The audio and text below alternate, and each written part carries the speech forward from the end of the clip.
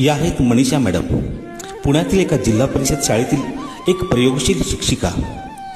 अक्षर शाळेत ॲडमिशन घेण्यापूर्वी त्यांनी मला सांगितलं, सर माझं अक्षर तसं बरं आहे, पण अक्षरातील बारकावे अधिक चांगल्या पद्धतीने मला समजावेत, म्हणून मला तुमच्या शाळेत ॲडमिशन हवं आहे. म्हणजे मी माझ्या विद्यार्थ्यांना ही अक्षरं तुम्ही म्हणताय तसं तंत्रशुद्ध पद्धतीने शिकू शकेल. स्वतःसाठी किंवा आपल्या मुलांसाठी ॲडमिशन घेणारे अनेक शिक्षक येतात माझ्याकडे, परंतु आपल्या विद्यार्थ्यांसाठी ॲडमिशन घेणारे त्यात फार कमी शिक्षक असतात. त्यापैकीच एक मनीषा मॅडम. आपल्या विद्यार्थ्यांना काही नवीन देता येईल या उद्देशाने त्यांनी इथे ॲडमिशन घेतलं होतं.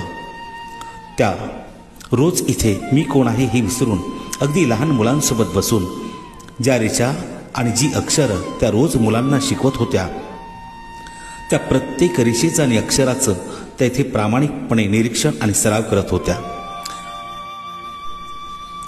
12 तासांनंतर मी पुन्हा त्यांना विचारलं, मॅडम आता तुम्हाला तुमचं अक्षर कसं वाटतंय? त्यावर मॅडम म्हणाल्या, पूर्वी मला आणि माझ्या घरच्यांना असं वाटायचं माझं अक्षर फार छान आहे, पण आता नव्याने जेव्हा मी लिहायला लागले ना, तेव्हा मला कळतं की पूर्वी मी फक्त लिहित होते, पण अक्षराचं खरं सौंदर्य जे मी आत्ता लिहिते आहे ना त्यात आहे. आता मला माझं अक्षर पूर्वीपेक्षा फार छान वाटायला लागलं आहे.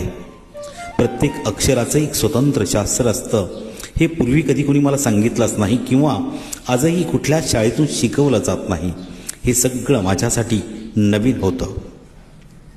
आता मी हे माझ्या विद्यार्थ्यांपर्यंत पोहोचवणार आहे. मी प्रत्येक विद्यार्थ्यापर्यंत नाही पोहोचू शकत, पण या अशा प्रयोगशील शिक्षकांच्या माध्यमातून मी आणि माझी अक्षरशाळा रोज हजारो विद्यार्थ्यांपर्यंत पोहोचत आहे.